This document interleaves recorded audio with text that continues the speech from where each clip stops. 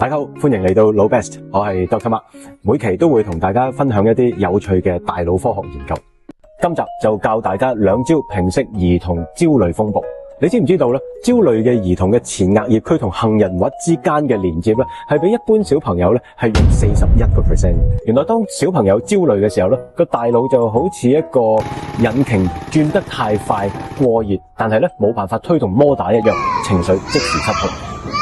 點樣可以盡快將我哋嘅杏仁核降溫呢？嗱，腦神經科學家咧教咗我哋2個好好嘅方法。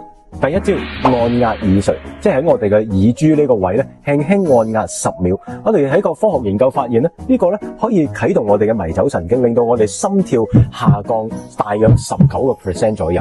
即係話，當小朋友焦慮嘅時候咧，心跳太快，我哋輕輕按壓呢個耳垂嘅時候咧，可以咧好快咁令佢放鬆，冷卻翻咧過熱嘅引擎嘅。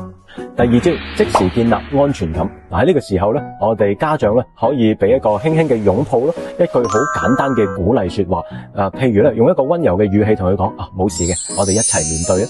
咁呢一個咧都係一個好能夠即時穩定小朋友情緒嘅一個方法咯。咁同時咧可以促進咧我哋大腦同情緒調節相關嘅神經連接咧，令到孩子咧更快進入一個安全感嘅狀態嘅。